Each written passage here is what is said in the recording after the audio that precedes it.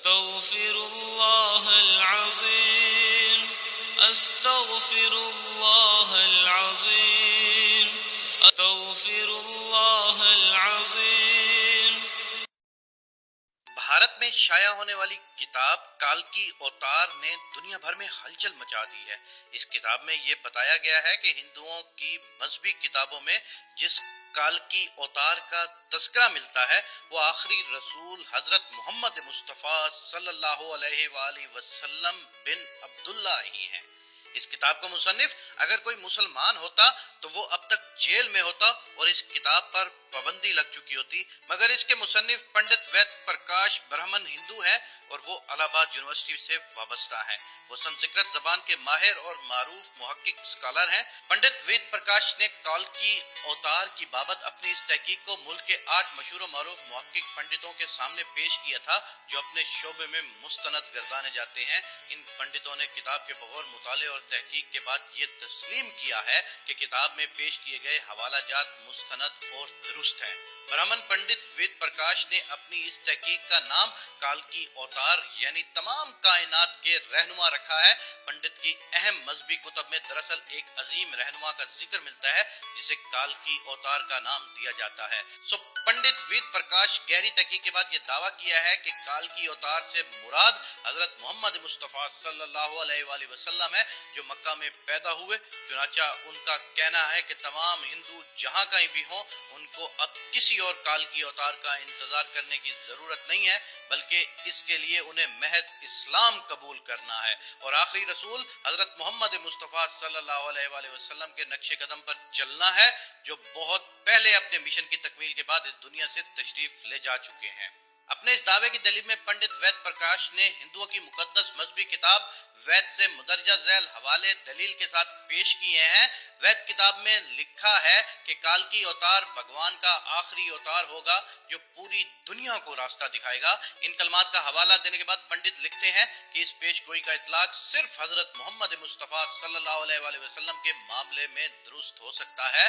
ویدوں کی پیش گوئی کے مطابق کالکی اوتار ایک جزیرے میں پیدا ہوں گے اور یہ عرب علاقے ہی ہیں جسے جزیرہ العرب کہا جاتا ہے. مقدس کتاب وید میں لکھا ہے کہ کالکی اوتار کے والد کا نام وشنو بھگت اور والدہ کا نام سمانب ہوگا جبکہ سنسکرت زبان میں وشنو اللہ کے معنوں میں استعمال ہوتا ہے اور بھگت کے معنی غلام اور بندے کے ہیں. چنانچہ عربی زبان میں وشنو بھگت کا مطلب اللہ کا بندہ یعنی عبداللہ ہوا اور سنسکرت میں سمانب کا مطلب امن ہے جو کہ عربی زبان میں آمنہ ہوگا اور آخری رسول صلی اللہ علیہ وآلہ وسلم کے والد کا نام عبداللہ اور والدہ کا نام آمنہ ہی ہے.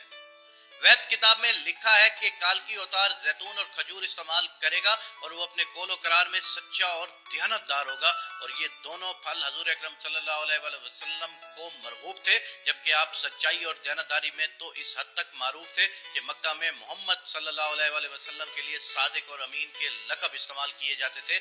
وید کے مطابق کالکی اوتار اپنی سرزمین کے معزز خاندان میں سے ہوگا اور یہ بھی محمد مصطفیٰ صلی اللہ علیہ وآلہ وسلم کے بارے میں سچ ثابت ہوتا ہے کہ آپ قریش کے معزز قبیلے میں سے تھے جس کی پورے عرب میں عزت اور شام اور عراق میں پہچان تھی.